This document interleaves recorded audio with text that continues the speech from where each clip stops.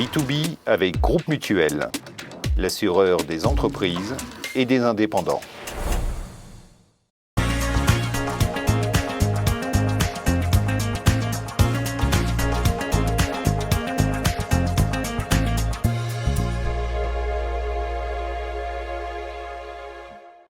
Bonjour à toutes et à tous. Qui n'a jamais été allongé par une belle soirée d'été sur une pelouse à regarder le ciel? En revanche, imaginez que 40 000 déchets spatiaux gravitent autour de notre planète. Ça, c'est plus rare. Nettoyer l'espace, c'est le projet fou d'une start-up romande nommée ClearSpace. Rencontre avec son fondateur aujourd'hui.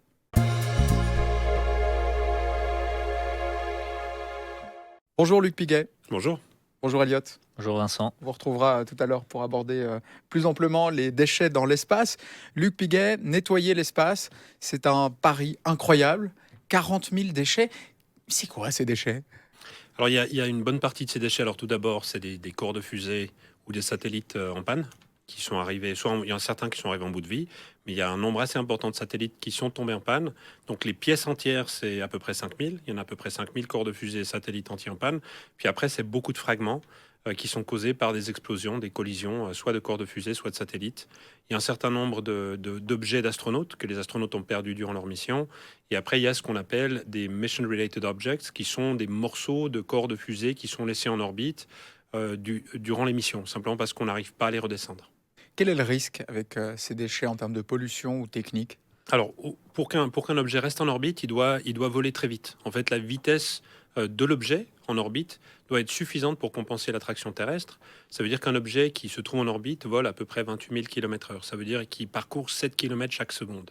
C'est des vitesses qu'on n'arrive pas à réaliser sur Terre à cause de l'atmosphère. Donc, tout brûlerait à cette vitesse-là. Le problème avec ces objets, c'est qu'ils transportent une énorme énergie cinétique. Ça veut dire que quand ils entrent en collision avec d'autres objets, ça génère d'énormes...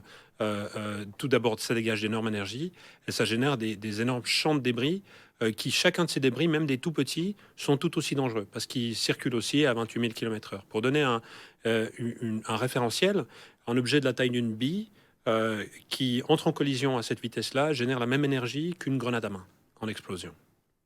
Comment les capturer? Votre idée, envoyer un petit module pour attraper ces objets, s'ils vont aussi vite, comment est-ce qu'on peut les attraper? Alors c'est toute la difficulté, c'est qu'il faut faire un rendez-vous avec un objet en orbite. Ça veut dire qu'il faut prendre la même orbite que l'objet et atteindre la même vitesse. Donc c'est la même chose que ce qu'on fait quand on va rejoindre par exemple la Station spatiale internationale. On envoie une capsule qui va s'aligner avec l'orbite, la rotation de la Station spatiale internationale et atteindre la même vitesse. Et puis gentiment s'approcher pour faire une connexion avec la Station spatiale internationale. Ce que nous, on va faire, c'est à peu près la même chose, mais on va attraper un objet qui n'a pas été préparé pour être attrapé. Donc c'est une capture qu'on appelle non coopérative. C'est-à-dire l'objet en face de nous, il n'a pas de sensor, il n'a rien pour aider à faire la capture, et toute l'intelligence doit se trouver sur notre robot spatial, si on veut. Vous avez été mandaté par l'Agence spatiale européenne pour réaliser ce travail. Pourquoi votre start-up? Alors, on a participé à un appel d'offres concurrentiel. Il y a eu 12 teams industriels qui ont participé, dont des gros acteurs comme Airbus, Thales, Avio, MDA et d'autres, donc des très grosses entreprises établies de l'aérospatiale. Et puis, on a fait la meilleure offre. Qu'est-ce qui était meilleur? Alors, on n'a pas vu les autres offres, hein, donc nous, on ne sait pas vraiment ce que les autres ont à faire. Ce qu'on a eu comme discussion avec l'Agence spatiale européenne, on leur a dit pourquoi vous nous avez sélectionnés, et puis ils nous ont expliqué que sur le plan technique, c'était la meilleure offre, sur le plan du prix, sur le plan de l'organisation industrielle, c'était une offre d'excellente qualité, et qu'à travers tous ces critères, donc ils ont en règle générale, ce qu'ils font, c'est qu'ils créent un team d'évaluation de propositions, ils font venir une quinzaine d'experts qui évaluent toutes les propositions, et ils ont noté notre offre comme étant la meilleure. Nettoyer l'espace, vous prévoyez de commencer concrètement en 2025. Comment est-ce que ça va se passer techniquement? Racontez-nous. Alors, la première mission, c'est une mission de démonstration. Ouais, donc, on va chercher un objet qui n'est pas préparé, qui appartient à l'Agence spatiale européenne. Et ce qu'on va faire, c'est qu'on produit un satellite qui est un peu comme un drone, avec un système de capture. Donc, un satellite avec beaucoup de propulsion à bord. Puis, on va le lancer dans une orbite qui permet de faire un rendez-vous avec cet objet en orbite. Donc, on fait la démonstration initiale, c'est de rejoindre cet objet, d'aligner notre vitesse avec l'objet qu'on va aller récupérer, qui est un espèce de cône qui fait à peu près 2 mètres de diamètre et 1,80 m de haut. Ça pèse à peu près 120 kg. Donc on va aligner la rotation avec cet objet, puis on va le capturer en orbite. Une fois que la capture elle est faite, on le freine pour faire redescendre son altitude orbitale et le faire entrer dans l'atmosphère terrestre où il va se consumer. Donc la première mission, c'est une mission où on n'élimine qu'un seul objet. Et l'objectif pour nous, c'est d'arriver à la capacité de faire plusieurs missions de désorbitage avec un seul serviceur, si on veut, ou une seule dépanneuse. Essentiellement, le modèle, c'est le même modèle qu'une dépanneuse sur l'autoroute. Plutôt que de laisser les voitures en panne sur l'autoroute, on envoie une dépanneuse pour aller les chercher. Dans l'espace, et en particulier en espace, quand un satellite est en panne, il est encore en mouvement, donc il se déplace à très haute vitesse. Raison de plus pour aller faire la même chose. Ce premier objet, pourquoi lui? Comment est-ce que vous l'avez choisi? Quels étaient les critères? Alors, l'agence a proposé une liste d'une vingtaine d'objets qui vont des objets les plus gros. Le plus gros, c'est un satellite qui s'appelle Envisat, qui pèse 8 tonnes, qui fait la taille d'un bus scolaire. Et puis, il y a plein d'autres objets. Ça, c'est un des plus petits que nous avons choisi. On l'a choisi pour plusieurs raisons. La première, c'est que c'est un objet relativement simple. Ça veut dire que même s'il est en rotation ou qu'il a des mouvements compliqués, on arrivera quand même à faire la capture. L'autre élément, c'est que c'est un objet relativement robuste. Il n'a pas des panneaux solaires ou des antennes qui dépassent. Donc ça fait que quand on fait la capture, on a peu de chances de produire des débris supplémentaires en orbite, même si la capture ne se passe pas de façon optimum. Donc c'est vraiment un objet qui nous permet de dérisquer la mission et c'est la raison pour laquelle on l'a choisi. C'est déjà très complexe de capturer un objet en orbite. Vous parliez d'une dépanneuse. Qu'est-ce qu'elle devient une fois qu'elle a effectué son travail? Évidemment pas un déchet. Voilà, donc en fait, dans cette première mission, elle va être désorbitée aussi à la fin de la mission. Ça veut dire qu'on la freine jusqu'à ce qu'elle entre dans l'atmosphère terrestre ou elle se consume dans les altitudes élevées de l'atmosphère terrestre. Maintenant, dans le futur, l'objectif, c'est d'avoir une dépanneuse qui puisse faire plusieurs dépannages. Puis après, une fois qu'elle a fait tous les dépannages qu'elle peut faire, qu'elle a fini sa durée de vie, elle se désorbite elle-même pour libérer finalement les orbites dans lesquelles elle se trouvait. Depuis le début de la conquête spatiale, 5500 lancements de fusées. Est-ce que vous ne trouvez pas ça totalement absurde de commencer à polluer l'espace comme on le fait maintenant? Alors, il faut une chose qu'il faut comprendre, c'est que pendant des années, c'était juste pas possible de désorbiter les objets. C'était pas possible. Et on en lançait relativement peu. Donc, il y a encore 10 ans de ça, on lançait maximum une centaine de satellites par année. Cette année, on va en lancer 1200. Donc, en fait, l'opération spatiale est en train de se transformer. L'autre aspect, c'est que quand on faisait les premières missions, l'espace c'est grand, on lance quelques fusées de temps en temps, donc on se dit c'est pas grave si les objets restent là-haut, ils dérangent personne. Ouais, c'est un petit peu, on fait la même chose avec les bateaux, on les coule. Donc quelque part, pour l'opération à l'époque, c'était logique de faire ça. Et aujourd'hui, tout ce que nous on est en train de développer, on le construit sur l'expérience que les gens ont développée durant cette période. Donc nous, on peut pas vraiment se retourner et pointer du doigt. Ouais, on peut simplement dire aujourd'hui, c'est le moment de faire cette transformation. C'est le moment de réfléchir autrement à l'espace et en particulier aux orbites terrestres. Il faut qu'on approche ces opérations de façon différente. Il faut qu'on s'assure que les gens qui opèrent dans les orbites s'assurent aussi qu'elles restent propres. Et aujourd'hui, c'est le moment de faire ça. Nous, quelque part, quand on regarde vers le passé, on se dit qu'on est nous-mêmes assis sur les épaules des géants qui étaient avant nous. C'est des gens incroyables. Ce qui a été fait au niveau de l'exploration spatiale, c'est de l'héroïsme pur. Ce que la NASA a fait, ce que tous les ingénieurs avant nous ont fait, c'est incroyable. Ce qu'ils ont réussi à faire, c'est des exploits et on le reconnaît. Quelque part, on regarde en arrière, on se dit, mais c'est incroyable ce qu'ils ont réussi à faire. Maintenant, c'est le moment de tourner la page et de faire l'étape suivante, qui est celle où on fait ça de façon durable. Luc Piguet, le parallèle avec la Formule 1 est un petit peu hasardeux, mais on dit que ça sert de lave-beau pour l'industrie automobile. Qu'est-ce qu'on va pouvoir utiliser? Est-ce qu'on va pouvoir utiliser votre technologie dans d'autres domaines de l'industrie par la Alors, suite? c'est encore difficile à dire pour nous aujourd'hui. Ce qu'on voit, c'est directement les implications sur l'opération spatiale, ça, il y a aucun doute. L'exploitation finalement de ce qu'on aura développé ici dans d'autres secteurs industriels, c'est encore difficile à dire. Là, on va faire beaucoup d'avancées, c'est sur la conduite autonome, sur l'opération en orbite autonome, une partie de la robotique. Les applications directes dans d'autres secteurs, il pourrait y avoir dans le maritime éventuellement certaines choses qui pourraient être réutilisées. Mais c'est difficile à dire à ce stade. Luc Piguet, à la base, vous êtes un pur produit roman. Vous avez commencé vos études à Lausanne, l'école des métiers en électronique. Ouais, c'est juste, ouais. T'as 4 ans d'apprentissage. C'était une période passionnante. C'était beaucoup de fun. J'en garde un très bon souvenir. Après ça, j'ai fait l'école d'ingénierie Verdon. J'ai fait une bachelor en microélectronique. À l'époque, ça s'appelait juste un diplôme d'ingénieur ETS. Et j'ai travaillé pendant 2 ans en Allemagne et je suis revenu faire un master à l'EPFL en 3 ans en utilisant la passerelle. À la base, le constat de ClearSpace, c'était quoi? Vous vous intéressiez à l'espace, vous avez constaté beaucoup de déchets? Alors, ce qui a vraiment démarré le projet, c'est une mission à l'EPFL qui s'appelait le SwissCube. Ce qui a vraiment initié tout au début ce travail. Donc le SwissCube a été lancé par une équipe à l'EPFL sous la conduite de Muriel Richard, qui menait ce projet à l'EPFL. Et il était lancé à 700 km d'altitude, droit dans le champ de débris d'une grosse collision entre 2 satellites. Et en fait, quand ça s'est produit, l'EPFL a décidé de commencer à explorer la question des débris. Il s'est dit, mais il y a un problème, il faut faire quelque chose à propos des débris spatiaux. Et pendant plusieurs années, Muriel a fait les recherches à l'EPFL avec des masters, des PhD, avec des étudiants, des volets d'étudiants sur le sujet. En 2012, l'EPFL a décidé de lancer une mission qui s'appelait Clean Space One pour aller chercher le SwissCube.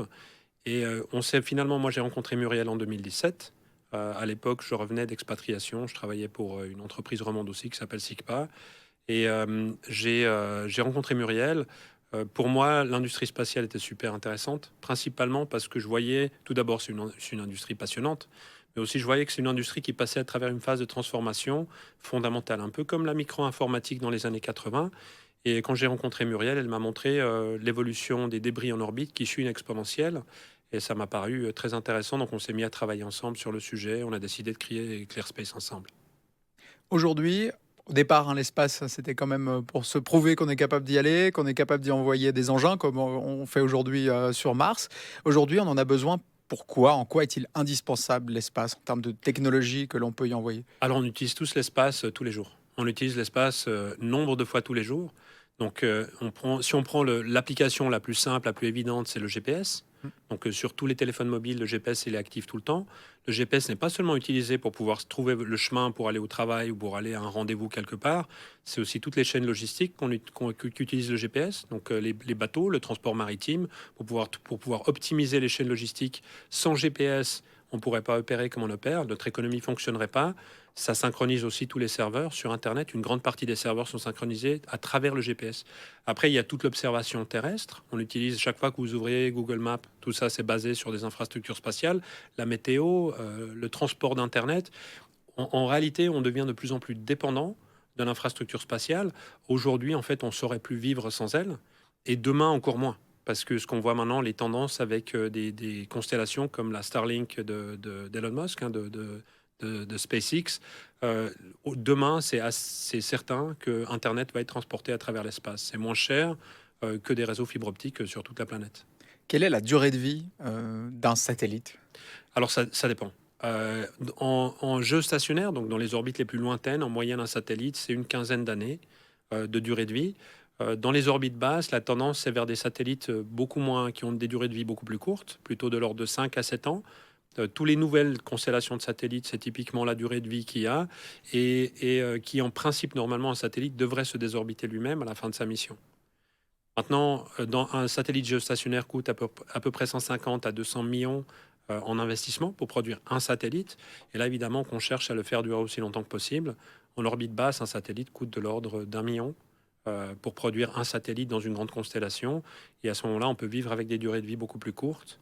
Et pour le transport Internet, typiquement, les technologies évoluent relativement rapidement. Donc, il faut pouvoir remplacer les points d'accès spatiaux, si on veut, pour faire évoluer ces points avec les technologies de télécommunication. Justement, le satellite arrive à la fin de sa vie quand il est dépassé techniquement, ou est-ce qu'au niveau hardware, il a une fin de vie programmée? Alors, en règle générale, on dimensionne l'ensemble du satellite pour une durée de vie nominale. On appelle nominale, ça veut dire que selon la planification. Quand on envoie un satellite en orbite, on va essayer d'économiser partout où on peut. Donc si on peut réduire un peu la masse parce qu'on a une durée de vie plus courte, donc on a besoin de mettre moins par exemple de blindage sur le satellite, on va le faire parce que ça permet d'économiser. En particulier quand on regarde une constellation comme Starlink qui en lance des milliers. Chaque gramme qu'on envoie en orbite a un coût.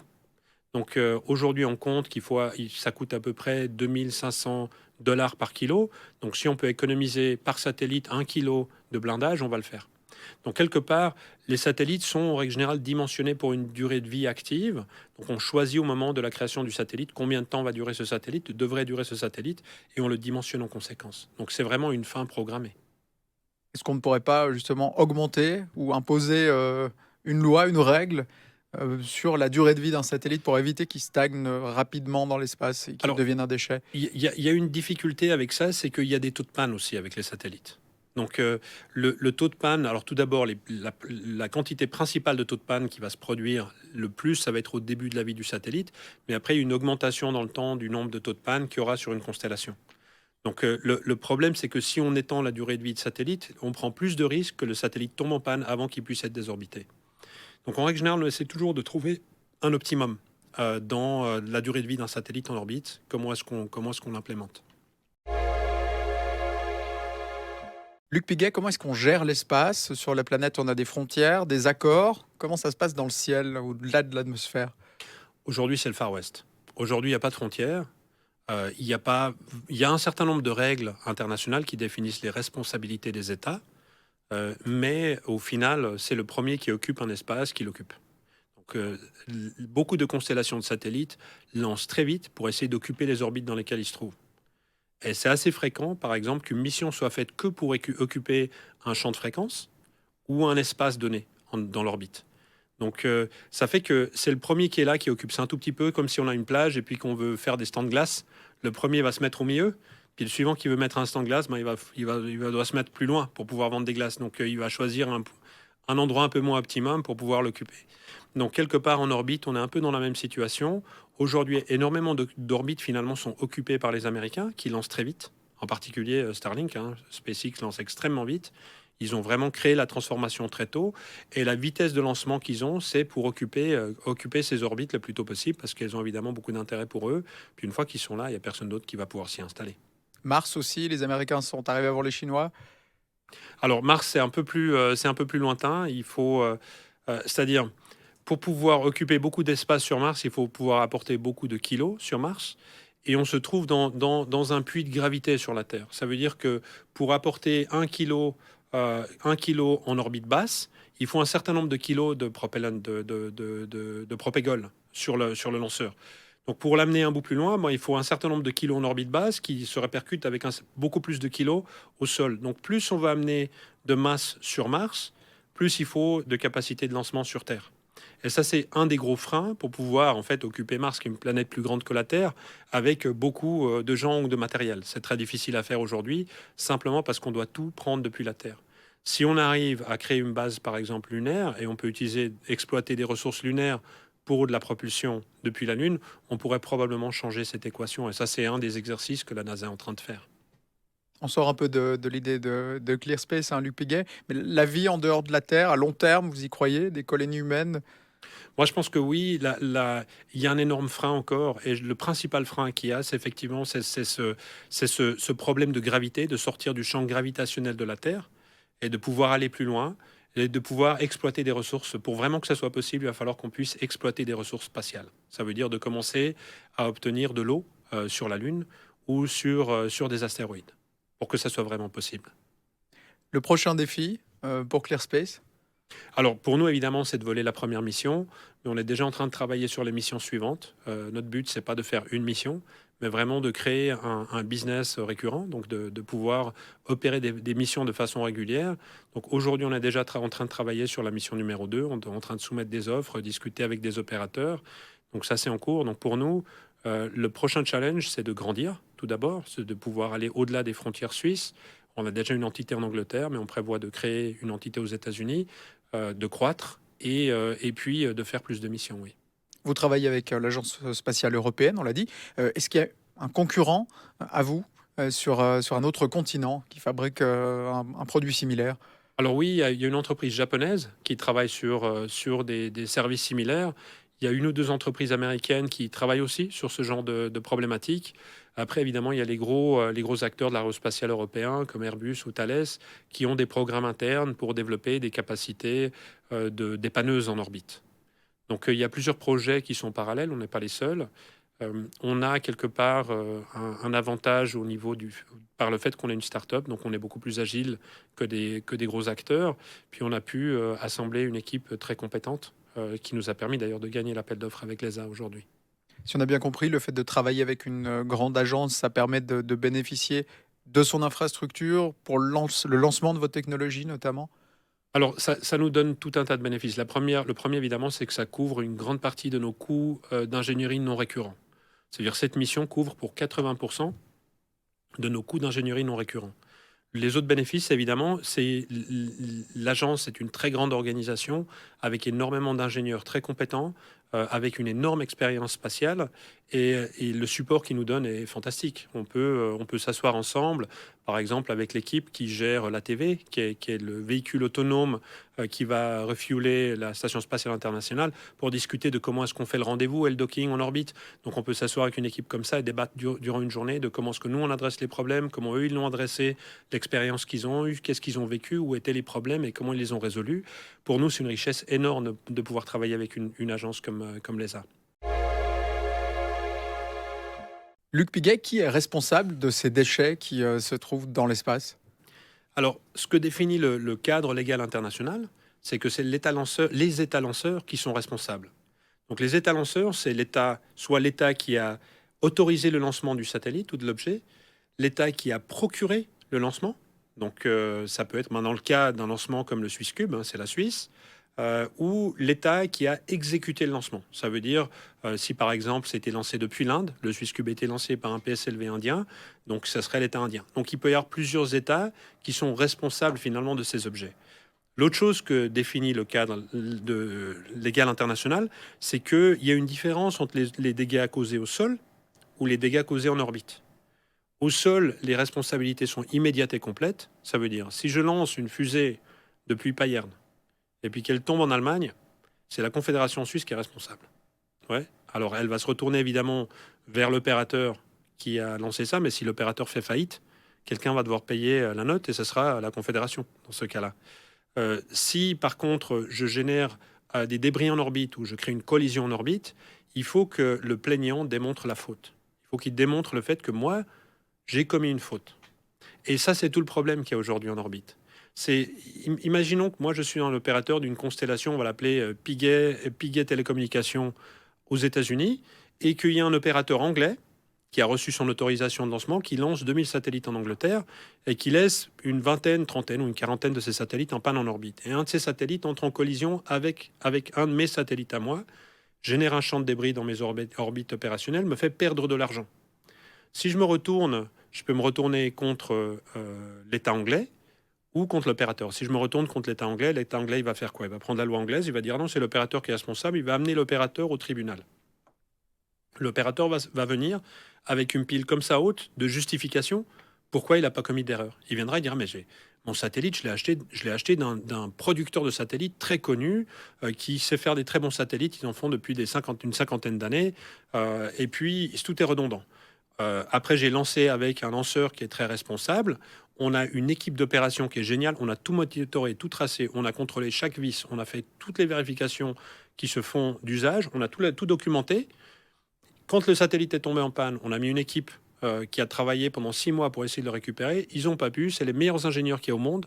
Ils n'ont pas pu. Personne n'aurait pu faire mieux. C'est un act of God, comme ils disent en anglais. Ouais, on n'aurait rien pu y faire. C'est le hasard.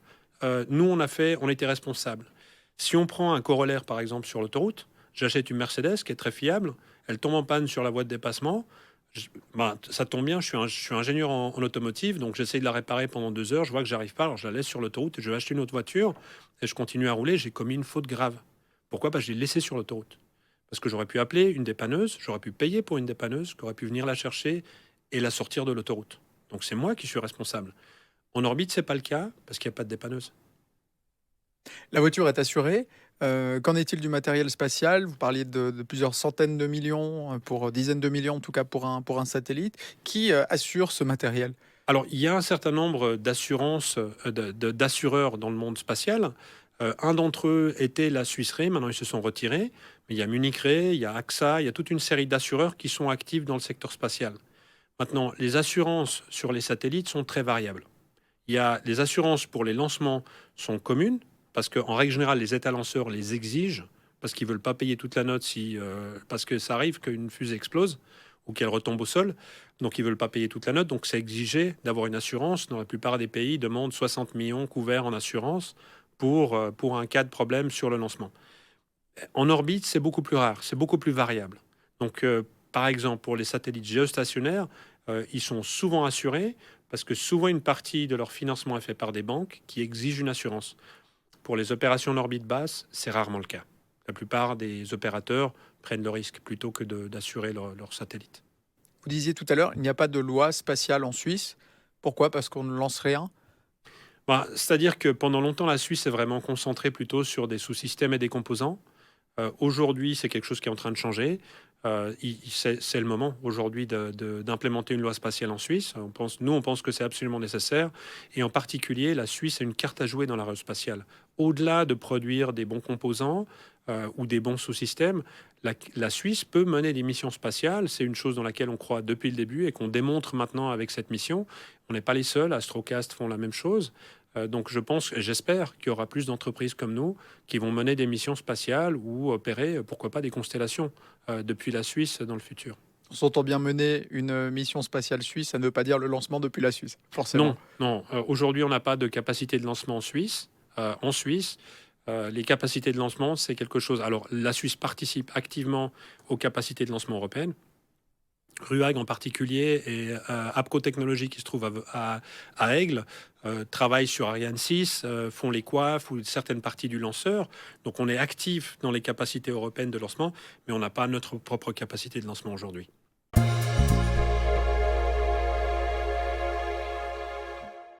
Luc Piguet, vous évoquiez tout à l'heure donc les projets d'Elon Musk avec Starlink. Donc, quand on parle de milliers de satellites, on parle forcément de milliers de déchets par la suite.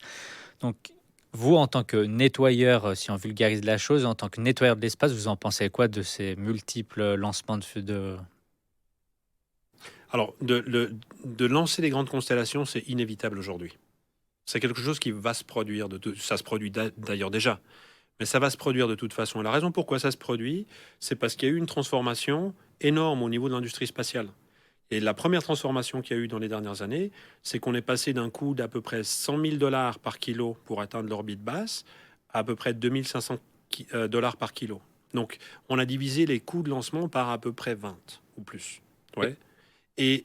Donc, ça, c'est une première transformation, ce qui fait que tout à coup, ça devient bon marché de lancer quelque chose en orbite.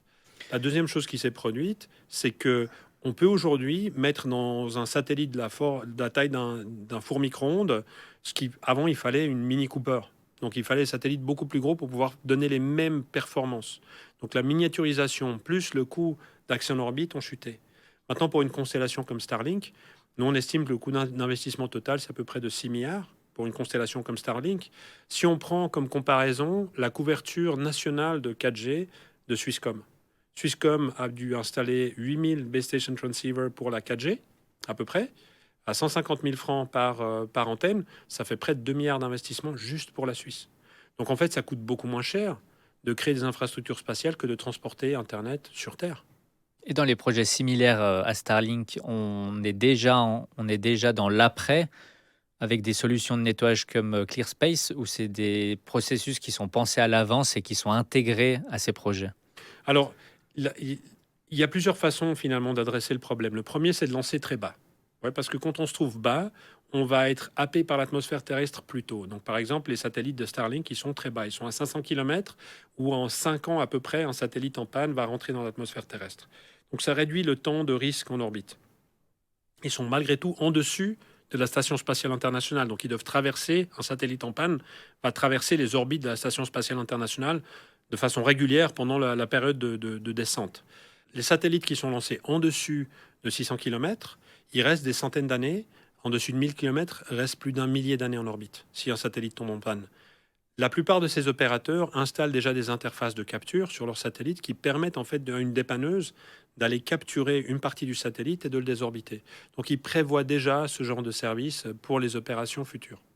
Donc vous avez créé ClearSpace en quelques mots parce que les opérateurs comme Starlink et autres n'ont pas la volonté d'aller chercher eux-mêmes leurs débris. Alors oui, la première chose qu'on a fait, c'est que quand on a vu l'idée, on s'est posé la question avec Muriel, est-ce qu'il y a un marché pour ça? Et donc on a passé 1 ou 2 nuits à dessiner des business plans pour ce genre de service. Puis on s'est rendu compte que oui, il pourrait y avoir quelque chose qui a du sens, mais il fallait qu'on parle avec les opérateurs. Donc on a tout de suite pris contact avec des opérateurs, donc en particulier à l'époque avec OneWeb, pour leur poser la question, pour leur demander, oui, mais qu'est-ce que vous allez faire avec les taux de panne? Comment est-ce que vous allez les gérer? Est-ce que vous voulez les laisser en orbite ou les désorbiter? Donc on a discuté de ce genre de choses avec différents opérateurs pour comprendre leurs besoins et comment ils voyaient le futur. Et c'est surtout un problème de coût ou de compétences pour ces opérateurs de ne pas aller les chercher eux-mêmes? Alors, en principe, c'est très particulier de développer une plateforme capable de faire un rendez-vous en orbite. C'est pas simple. C'est vraiment une mission complexe. Et l'opérateur, lui, il est préoccupé que par une chose, vendre de l'Internet. C'est ça son métier. Son métier, c'est pas vraiment de faire du dépannage. C'est un peu similaire à dire, est-ce que une entreprise de transport comme Friederici devrait aussi faire du dépannage de camions? Ok. Donc c'est pas le même métier, c'est pas ce qu'ils font, c'est pas leur objectif. Eux, ils transportent des biens. Donc quelque part, c'est un peu la même chose pour les opérateurs. C'est tout ce qui peut les aider à opérer, à réduire le risque, ils vont le faire. Et en principe, ils vont outsourcer ce genre de service. Merci Luc Piguet. Luc Piguet, dernière question. Tout ce matériel, ces satellites qui gravitent autour de notre planète, est-ce que ça a une influence néfaste ou pas sur l'homme à long terme? Alors, le risque qu'il y a sur les gros objets, c'est qu'ils tombent sur Terre ou qu'ils détruisent soit les infrastructures ou qu'ils fassent des morts sur Terre. Ça, c'est une possibilité. Le risque est très faible parce que la Terre est quand même grande. 70% de la surface de la Terre, c'est des océans. Donc, les risques sont relativement faibles. Pour ce qui est du fait que les satellites qui rentrent dans l'atmosphère terrestre brûlent en orbite, c'est un impact très faible parce qu'au final, c'est relativement peu de masse totale. Même 7000 kilos, c'est relativement peu de masse totale. Si on compare ça, par exemple, à la quantité de déchets qu'on brûle par semaine dans une ville ou dans un pays, ça reste vraiment marginal. Donc le risque, il est relativement faible, l'impact est relativement faible. Le risque qu'on a, c'est principalement un risque en orbite que les objets entrent en collision et rendent certaines orbites inopérables. C'est ça le principal risque pour l'opération spatiale. Au niveau matériel, maintenant en termes d'exploitation de ces satellites, d'ondes, naïvement, Oui, est-ce que c'est moins dangereux pour l'être humain que ces satellites se trouvent loin de la Terre plutôt que d'avoir des antennes disons, ça reste des signaux qui ont des puissances très faibles, comparé à, par exemple, des antennes de 4 ou de 5G, à cause de la distance. Donc, c'est des satellites qui émettent finalement des ondes. L'onde reçue sur Terre est très faible. Donc, l'impact de ce côté-là est beaucoup plus faible, évidemment, qu'un réseau Wi-Fi à la maison, par exemple. Merci beaucoup, Luc Piguet, d'avoir été avec nous aujourd'hui. On le rappelle, la première sortie opérationnelle pour ClearSpace est prévue en 2025, un lancement depuis Kourou, en Guyane française. Merci beaucoup. Merci. Et on se retrouve la semaine prochaine pour découvrir de nouveaux parcours et de nouveaux entrepreneurs en Suisse romande. D'ici là, portez-vous bien et à bientôt.